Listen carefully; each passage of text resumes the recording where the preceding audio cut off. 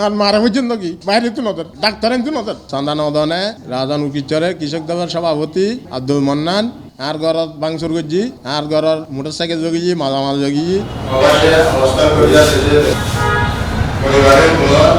ঘটনা হইতে আর ব্যাগগুলো ফবাসে আর হাজবাই ব্যাগ ফবাসত থাকি আর দেশত কে নথাকি গরম মধ্যে আর হন পুরুষ মরত থাকা কেউ নাই এর সুবাদে রাজন উকিচরের কৃষক দলের সভাপতি আব্দুল মন্নান বাবার নাম আব্দুল জলিল এবং তার ছেলে এবং তার সাঙ্গ ব্যঙ্গ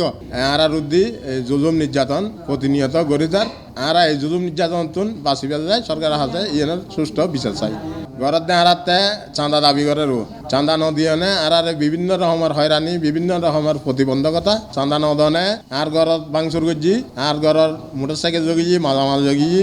বুঝছো না আবার সবার রাস্তার দেওয়াল দিয়ে আর বন্ধ করে দিই আর বাইরে নকরি যায় এবং অন্যদিকে যদি আর ঘুরিয়ে দেয় বাইরে যায় ফুয়াশার মাধ্যর করে স্কুলত যাইতো নদের সমাজের হয়ে সমাজের তার হনো বিচার করি না আর সমাজের তাই হুমকি দামকিদের মাধ্যরের হুমকিদের গত কিছুদিন আগে আর বাইনে গিয়ে দেয় আর মারা সাইবার যায় উড়ে তারা কিনছি বিয়াগুনে গেরাও গেছি ঘর বাইরে তো নদের এরপরে সকালে যাইয়ারে উগে ঈদে শুন দেয় সকালে আই পুলিশ হয়ে যাইয়ারে উড়ে উদ্ধার করে আননি আই 10 বছর হাজা আবেদন করি আর অসহায় আর এখান সাহায্য করেন আর সহযোগিতা করেন আর ইনতুন বাঁচাই করেন আমাদের পরিবারের নিকট টাকা দাবিতে টাকা প্রদান না করার পরে ভুক্তভোগী উর্কিচর ইউনিয়নের একজন নারী হইতে আর প্রবাসী বাইক কয় তারা বিদেশত তাহে বেগুন কেউ ঘরত না তাহে পার্শ্ববর্তী এম এ আব্দুল মান্নান কৃষক দলের সভাপতি বলে রোজনের মধ্যে বিএনপি আসি পর্যন্ত এই নির্যাতনিং ঘরের দাঁড়া ঘরের দেবাল তুবি দিয়ে আর ভাই পুতল বেগুনের এই সমস্ত নির্যাতনিং ঘরের আর ফুয়া গেই আমার ভাই ওষুধ ফাটাইতে আর ফুয়ারে ধরিয়ে না মারজি কেউ নাই দে আর ভাই কল আমি মাইফাই সেফা